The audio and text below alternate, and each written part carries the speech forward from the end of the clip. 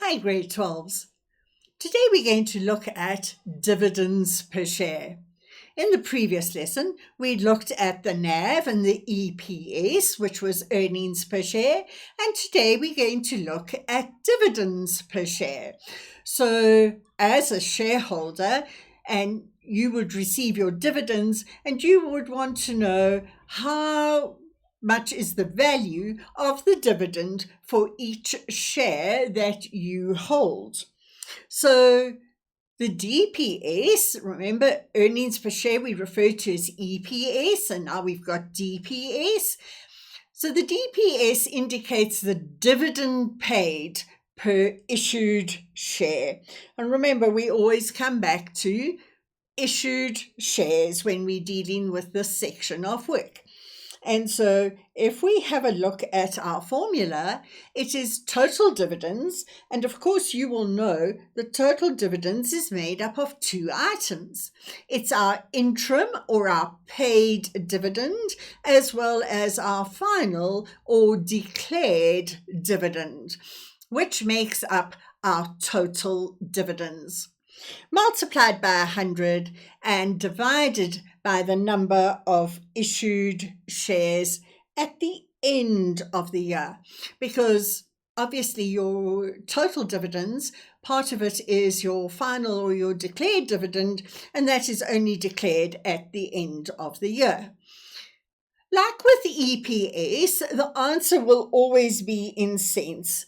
And again, you can just write your answer and the word cents, or you can convert it into rands.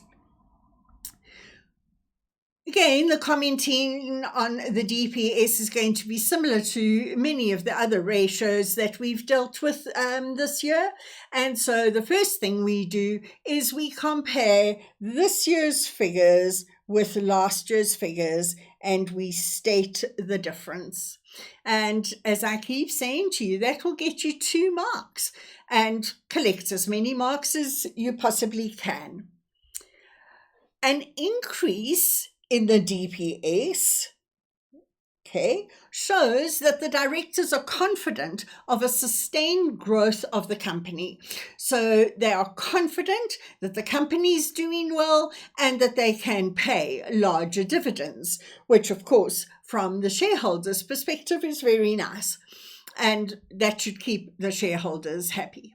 However, a decrease in the DPS indicates that the company is not doing well, and could lead to a decrease in the market value. And shareholders may even sell their shares in the company, because if they're only getting a low return in the form of dividends, why are they going to leave their money in that company when they could sell the shares, invest it in another company, and earn a higher return? So what's the difference between an EPS and a DPS? So EPS indicates how much profit per issued share has been made, while the DPS indicates how much of the profit per share was paid to shareholders. So that is the difference between an EPS and a DPS. We're now going to look at what a prospective investor might consider before investing in a company. He could well look at the NAV and the market value and draw a comparison between those two. So why would they want to do that? Remember when we dealt with the NAV, we said that the NAV is usually lower than the market value, and so if it's of similar value, well, that might deter an investor from investing in that company. So the NAV and the market value are two indicators that a prospective investor could look at. And then also they could look at the EPS and the DPS before making a decision to invest in that company. So as a conclusion, what are we looking at? The DPS indicates how much of the profit was paid to the shareholders, obviously in the form of a dividend. And that is simply what the DPS is.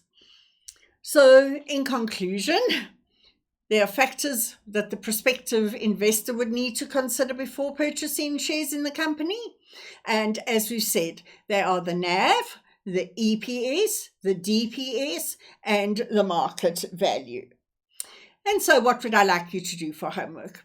I'd like you to do the prescribed exercises so that you can reinforce your understanding of these ratios, as well as learn the NAV, the EPS, the DPS, consider what future investors may want to look at before investing in a company, and then also how would you comment on the indicators.